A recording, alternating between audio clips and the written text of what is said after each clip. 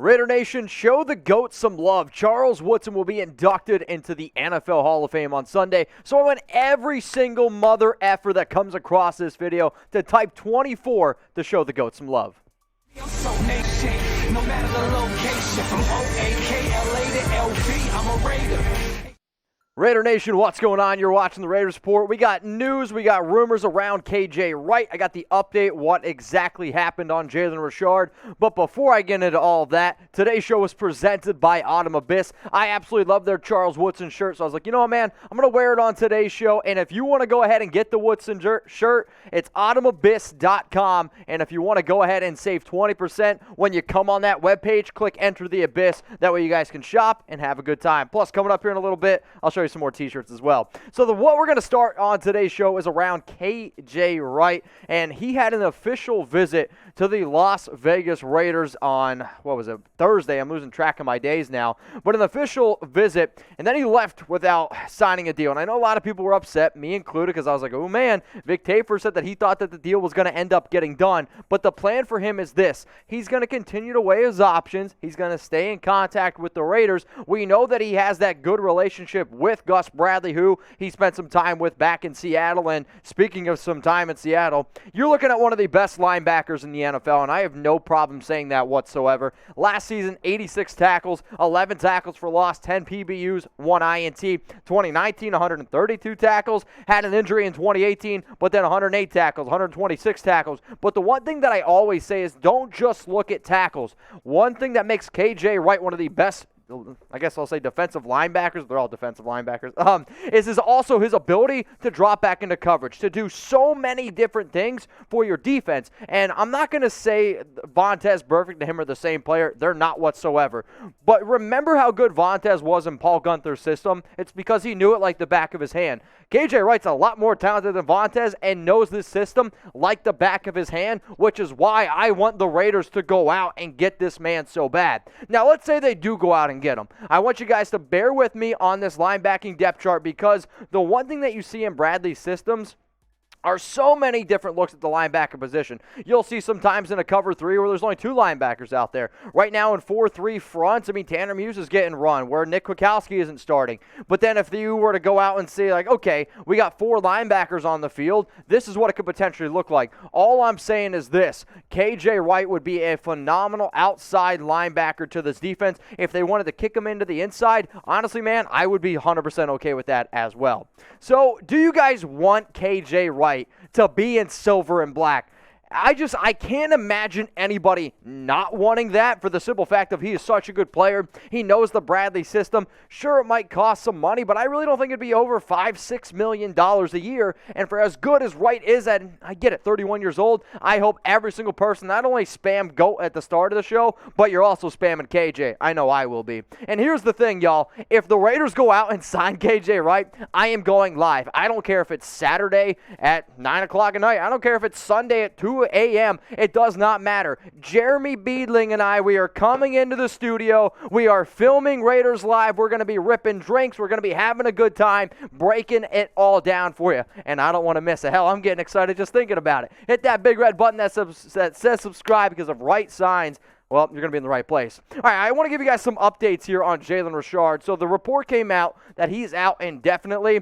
I actually spoke to a friend close to Richard, and he kind of broke down exactly what happened. So Richard was at practice. He went out for a route, actually got tripped, and during the tripping process, if you will, it wasn't intentional, but the fact that he got tripped over another player, that's when he injured his foot. He's out indefinitely. He is expected to miss those several weeks. But what's interesting about this, and I hate saying interesting because, the more and more you cover the Raiders, the more and more you get closer to certain players, and Richard was a dude that worked his freaking tail off. He was actually doing 3-a-days this offseason, and you saw that he was in really good shape. He looked actually really good in training camps thus far, according to all reports. But moving on from him saves $2.38 million. He's your third-string running back.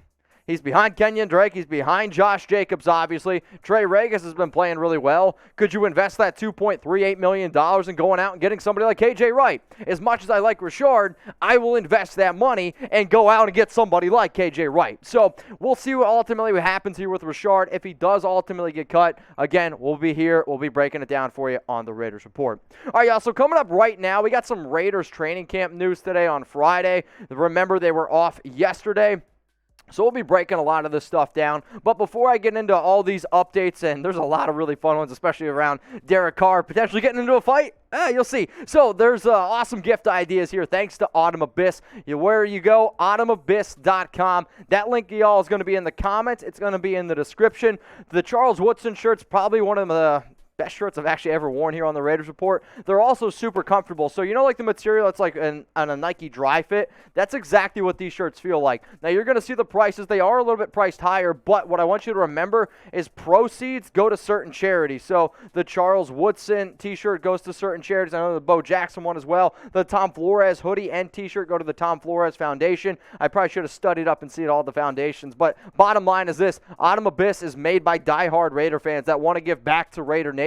So literally every t-shirt, every hoodie, everything bought here, there's a portion of those proceeds that go to some awesome charity. So if you want to support, and if you want to get an awesome Charles Woodson shirt for him being inducted to the Hall of Fame, go to autumnabyss.com.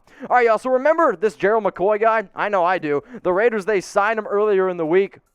And he's repping number 61. I'm not going to lie. I saw 61 out on the field, and I was like, oh, shit. Is that Rodney Hudson? I was like, all right, no, it's McCoy. I'll tell you what, though. He actually looks pretty damn good. He was smacking defenders around a little, or not defenders, the blocking things. What the hell are they even called? I don't even know. Mannequins? Is that what they're called? Blocking dummies? Well, he was making them look like dummies, and he looked pretty healthy, too. Another player, Jeremiah Poutasi, I believe is how you pronounce it. He was also signed earlier this week, and he takes over number 79. Remember Sam Young, he retired earlier in this week. So Poutasi, he takes over number 79, just giving the Raiders a little bit more depth on that offensive line, especially at tackle. Now, Dillon Stoner, hey, he's probably on that roster bubble. I know earlier in the week on the Raiders Report I said he's not going to end up making it. I project them to only keep 6 wide receivers, but the fact that he's back at practice, that's good news for the UDFA out of Oklahoma State. Another player that was back at practice today and made a really good special teams play, actually, was Nevin Lawson. So there was a muff punt, who I'll talk about here in a sec, but then Lawson flying down the field, which I always like hustle, and the reason why Gruden keeps Lawson around is because he does hustle a lot and he's a hard-working player. He recovered a punt, but also good news that he was back at practice and working with the ones at slot. Some players that did not practice today, Darren Waller, Tyree Gillespie, Karl Joseph, Jalen Richard, who I talked about earlier, and then UDFA out of Notre Dame, Shaun Crawford. The name that I'm going to bring up here, and I hope you guys, we'll see ultimately what happens, but it's Darren Waller, because Waller originally missed a practice, and now it's 3 in a row. 3 in a row, plus he had a day off, which was yesterday on Thursday. All I'm saying is this. Originally, it was reported that he was just getting a day of rest. 3 straight practices. Waller's one of those dudes that wants to be out there. Derek earlier this week said that he's probably the most humble superstar that he's ever been around. But here's the question, and I want you guys to be real with me, because if I would have asked y'all this earlier in the week, I'd have been like, it's a 0. It's got a day off. But 3 days in a row. Maybe just because it's Waller, as you can see, like I'm starting to itch, getting a little bit nervous. But how worried are you that this potential 3 missed practices could actually be something a little bit bigger? So from a scale from 0 to 10, so 0 being like, Mitch, dude, I ain't worried at all. 10, you're freaking out. 5 is probably like you're itching your arm like me, so I'm probably going to sit here and say a 5. 5 players on the injury/illness list. This has not changed for, I believe, 3 or 4 straight practices. Isaiah Johnson, Divine Deablo, Devery Hamilton, UDFA out of Duke, Kamaal Seymour from Rutgers, and then Daniel Carlson kicking it. Those are the 5 players right now on the injury/illness list. Now, I saw an update on Twitter that Derek Carr and Ron Milus got into a fight, and obviously I was like, what? What happened? And some of you might be, I don't know, cleaning the dishes. Maybe you're driving your car, and hopefully you didn't just drive off a cliff. But basically what the Raiders were doing today at practice, they were working in the red zone. And one of the biggest things that you hear constantly for the Raiders this offseason for the Raiders in training camp is them getting better in the red zone. But apparently, Milus and Carr were just chirping at each other. It just looked like competitive fire. It's something that I absolutely love to see. But I did see some people put out through the car and Milus got into a fight. Not really. It was a verbal argument, and honestly, man, that's the stuff I like to see. More updates here on the linebackers. Tanner Muse continues to work with the first team defense at linebacker in 4-3 base. When the Raiders decide to go out and run nickel, then Nick Witkowski's the guy out there working with the first team. But if the Raiders do go out and sign K.J. Wright, it's going to be very, very interesting to see what that means for the entire linebacking unit, especially for Muse, who the Raiders traded up for, drafted in the third round, 100 overall back in 2020.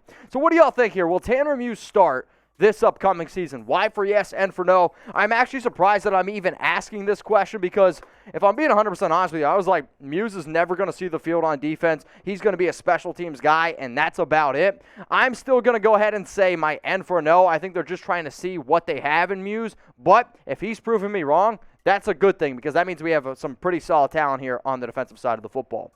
One of these UDFAs out of Pittsburgh, DJ Turner, there were reports that he had a chance to make the roster, maybe as a special teams player, because he's getting a little bit more work now that Richard is also out. Renfro's probably going to be your main punt returner, but Turner could have been that backup. He muffed a punt today, which never really helps out your chances, so I wanted to kind of keep you guys updated on that, and that was the punt that I was talking about earlier that Lawson recovered. All right, the last thing that we're going to talk about, saving the best for last, it's Bryan Edwards. So I had a few of my buddies, they went to practice on Wednesday, and they were like, Edwards is an absolute monster. Earlier, I believe it was July 31st, was when Gruden compared Bryan Edwards to T.O., essentially saying that he looks like a true number one receiver.